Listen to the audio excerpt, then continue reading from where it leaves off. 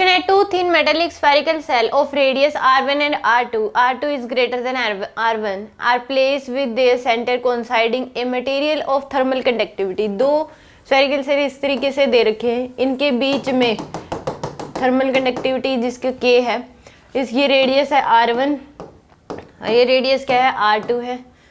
यहाँ पे filled with space between the shell, the inner shell maintain temperature, यहाँ का टेम्परेचर θ1, यहाँ का कितना है θ2, θ2 इज ग्रेटर देन θ1 है। The rate at which heat flow readily through the material, तो हीट का जो फ्लो है यहाँ से क्या होगा, यहाँ तक होगा। हमने रोड के केस में पढ़ा हुआ है कि मान लो कि एक रोड रखी हुई ऐसे, यहाँ का टेम्परेचर T1 है, यहाँ का T2 है, T1 is greater then T1 है, तो जो फ्लो ऑफ हीट होता है dQ/dt की जो वैल्यू है होती है KA T1 minus T2 divide by में L, इसकी लेंथ जो है L है, क्रॉस सेक्शन एरिया क्या है A है, थर्मल कंडक्टिविटी इसकी K है, तो ये आ जाएगी आपके पास। तो सेम यहाँ पे, बट यहाँ पे हम T1 θ2 माइनस θ1 कर सकते हैं, K लिख सकते हैं, L लिख सकते हैं, T। तो यहाँ से अगर हम देखें एरिया जो है वो क्या हो रहा है, चेंज हो रहा है। एरिया क्या है, यहाँ पे हम पाई r1 4πr1 का स्क्वायर लिखें या फिर 4πr2 का स्क्वायर लिखें, क्योंकि यहाँ से यहाँ तक देखे जाओगे तो आर वैल्यू बढ़ रही है, तो यानी कि एरिया अलग अलग है। तो इस केस में ये क्वेश्चन करने के लिए हमें इंटीग्रेशन का क्या करना पड़ेगा, यूज। तो यहाँ पे हम क्या कर लेते हैं कि यहाँ से एक x डिस्टेंस से, सेंटर से x डिस्टेंस पे एक सेल मान लेते हैं जिसकी थिकनेस है dx के बराबर, जिसकी थिकनेस क्या है dx के बराबर है।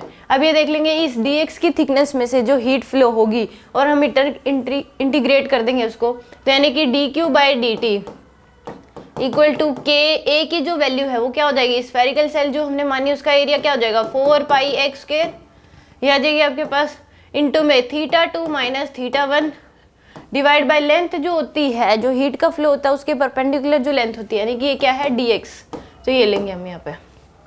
तो इसको h लिख लो, h यहाँ पे dx बाय में x² इक्वल टू क्या हो जाएगा k इंटू 4π θ2 माइनस θ1, ये आएगी आपके पास वैल्यू। अब इसको इंटीग्रेट कर दें हम, तो यहाँ से हमारे पास वैल्यू आ जाएगी h इंटू में, इसको अगर इंटीग्रेट करोगे और लिमिट पुट कर दो r1 से r2 तक की,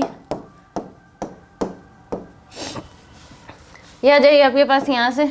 तो यहाँ पे 1/x² का इंटीग्रेशन होता है x की पावर -1 और लिमिट पुट करेंगे r1 से r2 equal to k into 4π θ2 minus θ1, ये आएगी आपके पास वैल्यू, ये वैल्यू आ जाएगी आपके पास। तो यहाँ से h इंटू में 1/r1 minus 1/r2 equal to आ जाएगा k इंटू 4π θ2 माइनस θ1।